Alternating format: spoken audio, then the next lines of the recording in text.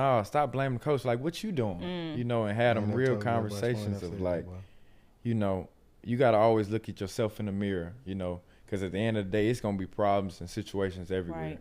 You know, you're going to have to learn how to endure and conquer them at the end of the day.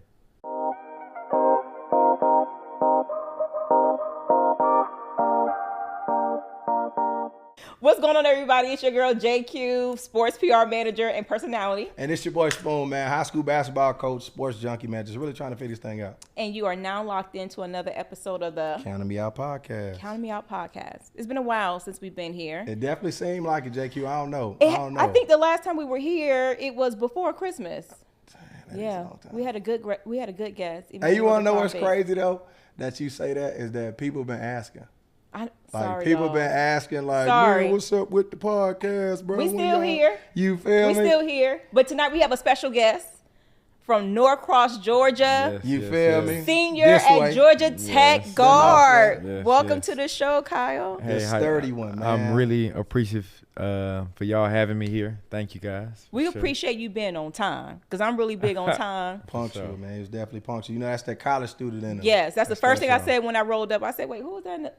Man, I walked in, seen my boy got diamonds on, man, shoes I ain't never seen. Yeah, I said, man, that boy getting that NIL money. God is good. We just God is good. Yes, so look, we're gonna start off with the fire question. Okay. I have one, and then Spoon has one as well. Okay. So I know Jay-Z is, you know, one of your favorite artists. Yeah. So you remember the question that went viral where everyone was asking if you had an opportunity to, you know, have a dinner with Jay-Z, or was it $500,000? Right. Which one would you take? Absolutely, I'm taking that dinner. It's funny. I told my friends this just because I feel like the knowledge that Jay, you know, can give me within that conversation. It's not worth $500,000. Man, I feel like, I can't believe this. Listen, me and Jay can bounce some ideas. He'd be like, man, you need to come rock with me. Okay. Five, you know, a limitless, you know, amount. So I've always been big about the information. Yeah. Within the information, that's when all the money and all that knowledge stuff is power, man. Absolutely. Mm-hmm. So what if he don't even fool with you? Soon y'all sit down, your vibe off. He don't like your vibe. What if you shake his hand? He don't do handshakes. He don't do. See what I'm saying? It might be something like that. You done took the dinner. Now you out $500,000. No, you know what? At least I can look at myself in the mirror, Spoon. You know this. I took the shot. If I can't look at myself in the mirror and it's like, man, I was scared, or I didn't, you know, give myself the opportunity. I like that. $500K me, man. Every single rip. I don't want to. Jay-Z, I love you to death, gang. Yeah. I think we're going to link down the road. I think I would have done the dinner as well. Yeah, for sure. Yeah. Broke. For sure. Probably won't be broke after I had the conversation with He gonna tell you something that's gonna kind of alarm me. Like, whoa, man, he gonna be I'm there talking taking about what notes he and had for dinner last night. Right? Man. You think he talk about business ideas? He in there talking about what Blue them doing. Man, now y'all sick. They got $500,000. Hey man, look, you know I keep my fire question simple, gang. Mm-hmm. I know you from where I'm from. You know, for those that aren't familiar, Gwinnett County, the real north. Yes, sir. Are you a wings? You a wings man? I know you eat chicken wings. Absolutely. You drums or flats? I'm a flats guy. I can't even lie to you. I'm a flats guy. Ranch or blue cheese? Ranch or blue cheese, bro. Okay. Okay, well, you saved yourself with the ranch. I can't believe you said flats. Could you eat all flats? I could. Terroristic. Too much work. Terroristic behavior, bro. Nah, I mean. I need my ratio like 4-1. Wow. Drums to flats. If I get a 10-piece, give me 8 drums, 2 flats. And I'm cool with that. Because you can't just eat all. I can't even really say what I'm trying to say because my partner's going to laugh at me. But it's too much at one time if it's all drums. You feel me? Sometimes you got to take your time with that flat, break it down, tear it up. You feel me? No, you can do all drums. I want all drums. Impressive. You got to get between the bones. It's just too much work. That's why I said 4-1 ratio. 4-1, all drums, ranch. Sick of it. Kyle, man, look, it's unique that we got you here right now, because in all honesty, I feel like right now you playing your best basketball. Absolutely.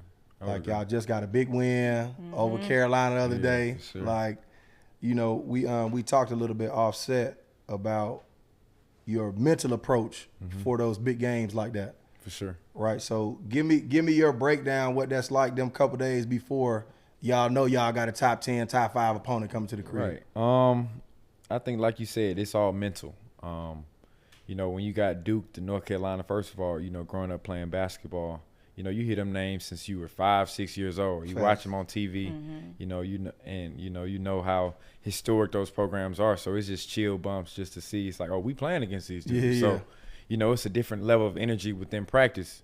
And, you know, they're going to bring a great crowd, too. So, you know, you kind of anticipate that. So practice is the game, as we say before, because, you know, anything we're going to do in practice is going to show up in that game. So we take them very seriously. Yeah, that's fire, man. Yeah. That's fire. Like I said, you've been playing your best basketball, bro. It's great to watch because I know, like, the journey has been, you feel me? Man. Like, I know we're about to break that down a little bit for us so everybody understands, but you've dealt with coaching changes. Like, you've dealt with injury. Right. Like, you've dealt with a lot of things to have people count you out. I love when you do that. Absolutely. But no, like, just give us a rundown of how we ended up here, senior year, Kyle Sturdivant at Georgia Tech. Give us a rundown how we ended up here. Like, give us the road, how you got here. Okay. So out of high school, I had signed to go to USC. So from USC, I don't know if you guys remember, but we had the COVID year that year. And like a couple months before COVID had like snapped, my dad, who was on my chain, he passed away from a car accident. A lot of people know that. R.I.P. Pops. Yeah, for sure. My man, my best friend, all that. So, you know, the season had shut down right before the conference tournament started. And, you know, I had to make a decision. He had just passed in February. So, you know, it was either to stay out there or come somewhere closer, you know, with COVID happening and things. You know, we didn't really know what the next day was going to look like. Right. To me, I thought the best thing to do was to come back home closer to Georgia Tech. You know, being from Atlanta, like you said, the North Side, I felt like it was an amazing opportunity to play within the ACC, historic basketball conference, and to really give myself the best shot to play against the best of the best. And so, you know, 4 years later, we're sitting here on the Counting Me Out podcast. You know, as I said before, God is good, you know. Yes, he is. To see here and, you know, be in this position is a blessing with much more to accomplish, much more. That's crazy. So you were at the beginning of COVID. Like, you caught you were part of the 7-8 year guys. Yeah, folks been in college 10 years now. For sure. This is my 5th year, so. Only 5 though. That's how it was for us. You only got 5. After 5, you was out. Yeah, like now I'm looking at football players 7, 8, 9 years, and I'm like, bro, I just don't know how they grind. Get a job, bro. It's time to get a job, gang. Like, it's just time to do other things. I understand, like, you know, we're taught ball is life, but you're more than just an athlete. More than just an athlete, right? You know, 7 years, you have to have a doctorate. Come on. Some of them, you better have something coming from it. Some of them dudes, Absolutely. Every time I get on Instagram and I'm clicking the memes that pop up, you know, such and such just applied for his 9th, 10th year, and I'm like, 4 years, bro. They gave us 4. 5 was like top. 6 was unheard of right. when we was in school. But, you know, you had a guy that had an ACL, and he might got a medical red shirt. And then, you know, you might file hardship and get that red shirt year. You feel me? Like, it was just a lot going on, but now it's crazy. Like, now it's sick. Absolutely. To see what's going on, you know. What schools were recruiting you out of high school besides USC? Georgia was really heavy on me. Florida State. I was blessed with a lot of opportunities to go play. Pretty much, if it wasn't a necessary quote unquote blue blood, I could have went there. So what made you choose USC out of everybody? So USC was just coming. You know, at the time we was saying that they was gonna become a blue blood. You know, they had Kevin Porter. He was there the year before me. Everybody knew how talented he was. You know, that he was a freshman my senior year of high school. And then the Mobley brothers had committed. So that was Evan Mobley, Isaiah was Mobley. 2 of them. See, I didn't know that. Yeah, so Isaiah was in my graduate high school class, McDonald's All-American. And then they also had Big O, who played for the Hawks, Onyeka Okongwu. So both of them were signed. And I always felt like I played really well with good bigs. Right. So, you know. Pick and roll maestro. Oh, my God. So, you know, with all those things considered, and then growing up, USC being my dream school, O.J. Mayo was my favorite player growing up. So shout out Juice, I was like, man, you know, it's like a match made in heaven. Yeah.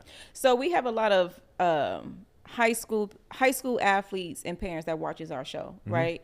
And I know sometimes when the transfer portal now is different, right? But what were the steps? And I know you spoke about your father, passing away, but what were the steps that you had to make in order to put yourself in the transfer portal? Hey, and don't give us that.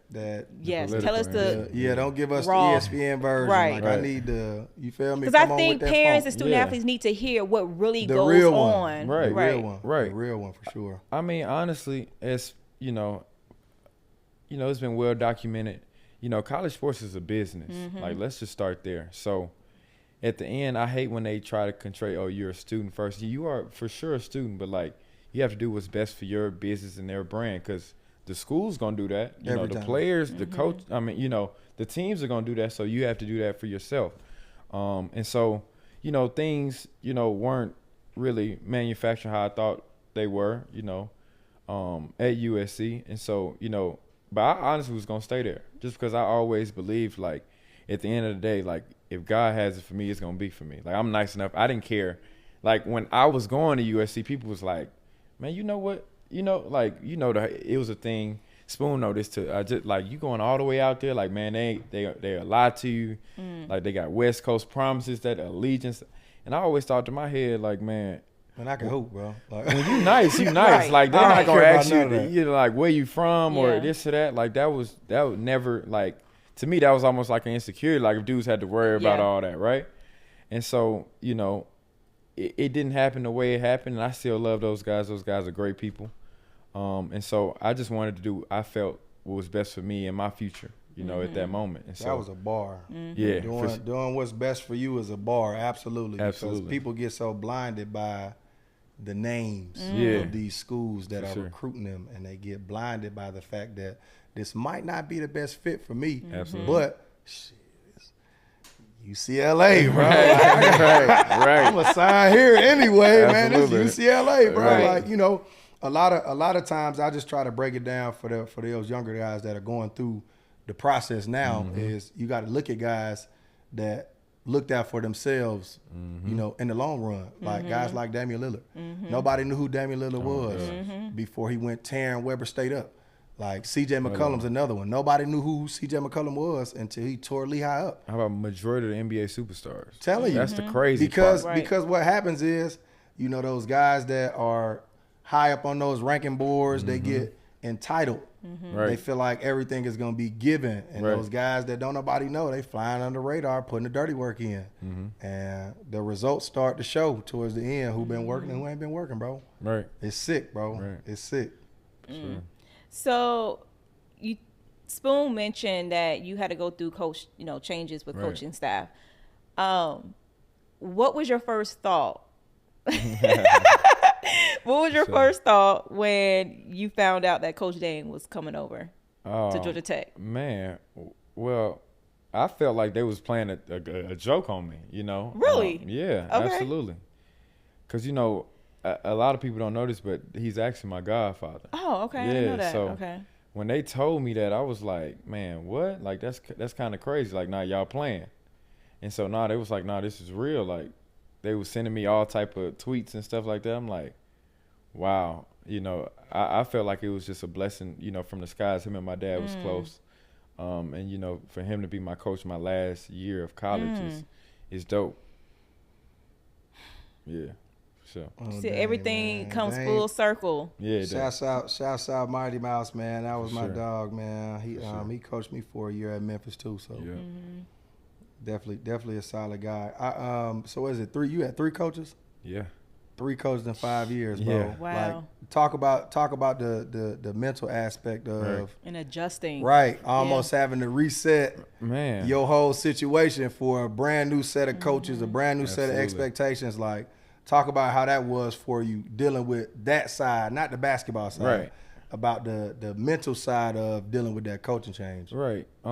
Like you said, it was an adjustment. Because each coach wants things done in a different manner. Right. Knowing the ins and outs of college athletics and just sports period. So I think understanding. I think when it really clicked for me, you was alluding to, I think I'm playing my best basketball right now. I can agree with that.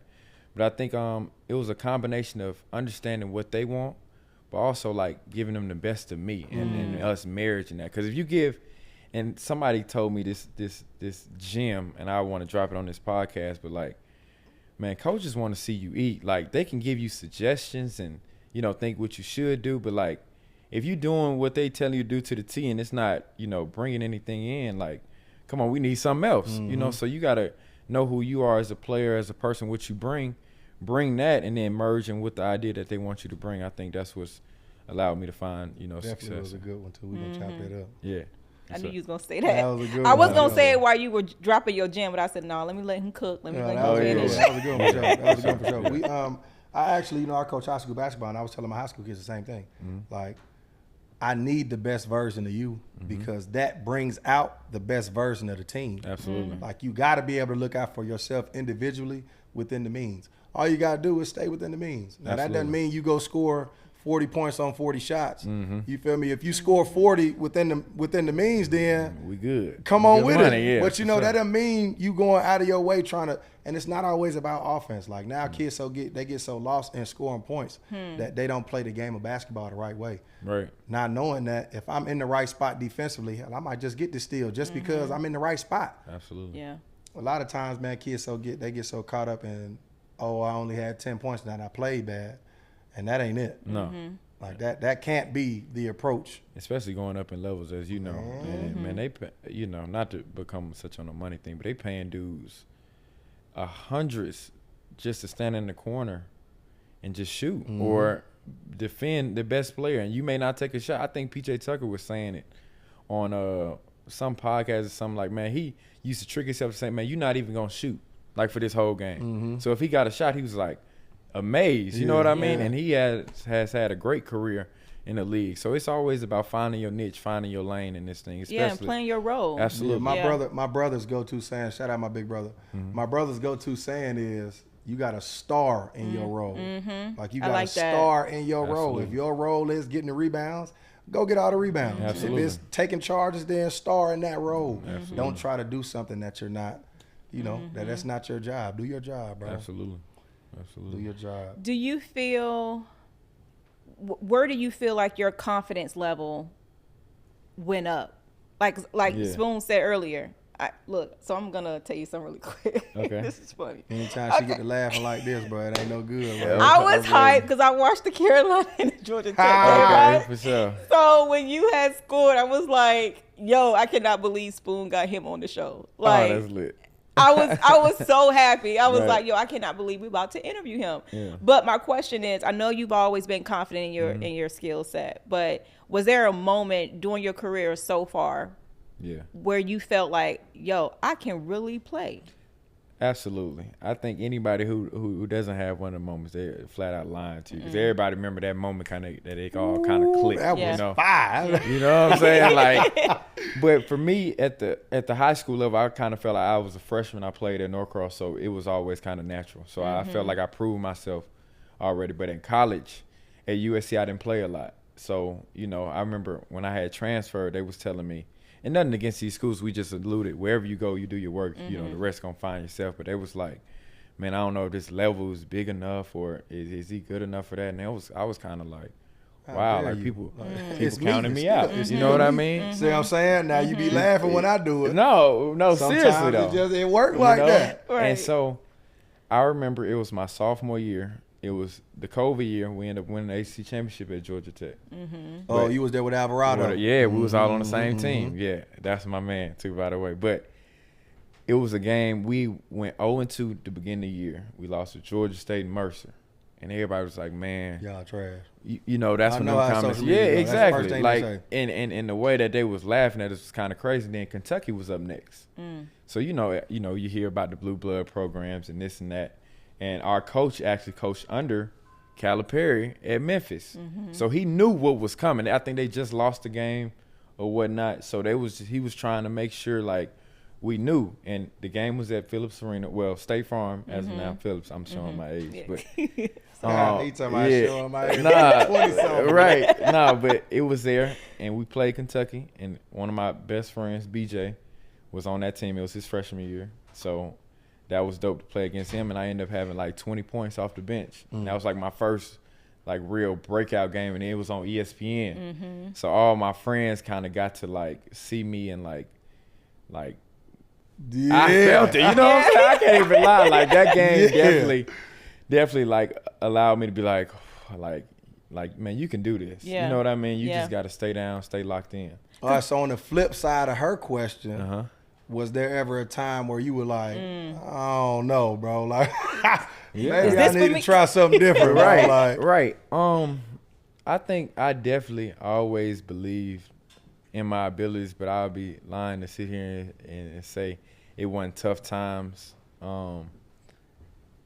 If it was it a specific? You know, I do remember it was my sophomore year in high school. It was in the state championship. We played TIFF at Georgia Tech. Actually, it's crazy how things come full circle. And I had a real good game. Like the couple games before, like Final Four, played Pebblebrook in Elite Eight. Colin Sexton was on that team, was nice. And we was mobbing. I was like really coming into my own. Then the championship game, I don't think I scored a point in the whole championship.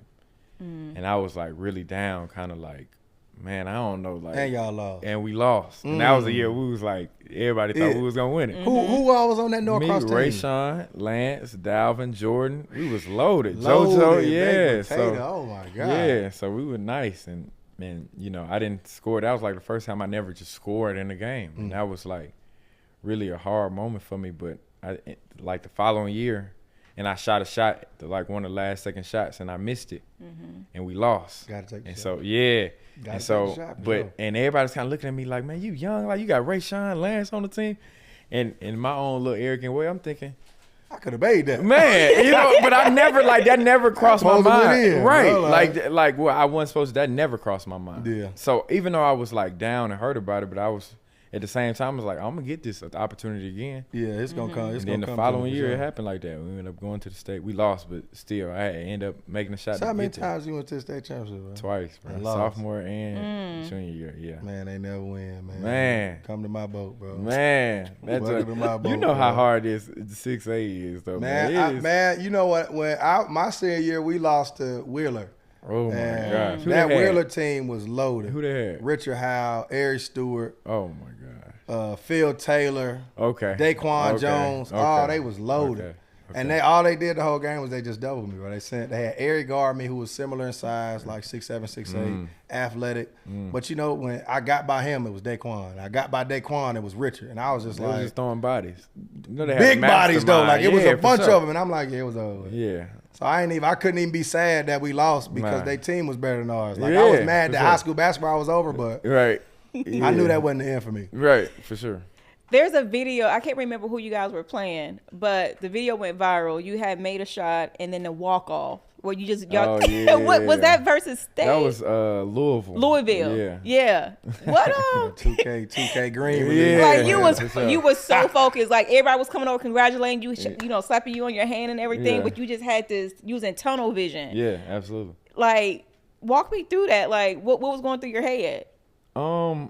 Well, that shot was going into halftime. So I was telling people, like, man, we still got a whole nother half. Like, y'all celebrating too early. Right, yeah. You know what I'm saying? Like, we got a whole nother half to come out here and finish the job. So, you know, I felt like I done worked on so many moves. Like, I wasn't really surprised at the move. I was just appreciative it went in, you know? Hey, you know what I appreciate, bro, about your journey, bro, is that I got to play against you in the ABL. Yep. And watching your approach to the ABL games for sure. was like, oh, no, this ain't Lil Kyle no more. Oh, like, man. Kyle really growing up, like watching your game mature, seeing you play with pros, against pros. It was dope to watch, bro. Yeah, like it's dope seeing your journey. Like I can't wait to see what's next. Like, well, that was going to be my question. What is next? I know you got the rest of the season to play, but what's... I definitely want to continue to play professionally, wherever, you know, God sees that fit. But after basketball, I either want to be a coach or an agent. I feel like I'd be really good at both of those. You know, like Rich Paul, like one of those type. I've been reading a lot about him, his story. Shout out Shorty Ruff. Yeah, man. for sure. And just, you know, I feel like my perspective would be dope because I actually done sat in the seats and I know, you know, what it means. And I can give, you know, different perspective as, you know, all good agents, I feel, does. And, you know, I think I'd be really good at that, and I'd be affecting lives with it. So, okay. Yeah. So if you had one piece of advice for a high school, well, now even a college student athlete, because with the transfer portal, the NIL, so many things just playing a part with these young kids having to juggle so many elements and, you know, throughout their journey, what would be your one piece of advice for them? You got to have a real solid support system around you that's going to tell you the truth and not what you want to hear. You know what I mean? I like that one. It's a big fella up in the room, you know, shout out to my Uncle Josh, you know, he's here. You know, you got to have somebody to tell you, like, man, no, stop blaming the coach. Like, what you doing? You know, and have them real conversations of, like, you know, you got to always look at yourself in the mirror, you know, because at the end of the day, it's going to be problems and situations everywhere. Right. You know, you're going to have to learn how to endure and conquer them at the end of the day. Well, we're going to definitely chop that up. You feel me? Look, now you still on my line, JQ. Stay out my bag, JQ. Stay out my bag. Yeah, for sure. Kyle, we appreciate you stopping through tonight. We, you know, just learning about your journey and then, you know, just dropping a lot of gems for these young kids that's going through the same journey that you're going through. Shout out your Instagram, where people can find you. Yeah. We're going to put that across the bottom of the screen for these folks. They can follow you, bro. Yeah, it's my name, Kyle.Sturdivant. It's nothing too tricky. Thank you. Yeah. No, what is it? The underscores, the app. Yeah. Keep it simple so people can find you. Yeah. Okay, PR consultant. I be trying to look. just trying. Kyle.Sturdivant. Yeah, man, Sturdy, I appreciate you swinging by, man. You know, we of course we gonna follow. We gonna follow the rest of this journey, man. Like you say, we're proud of you, bro, for what you got going, you know, and much success on the rest of your journey, gang. And you represent yourself very well. Thank you. Very well. Keep it up. It's your boy Spoon, man. It's your girl JQ. And that's another episode of Counting Me Out. And we're out.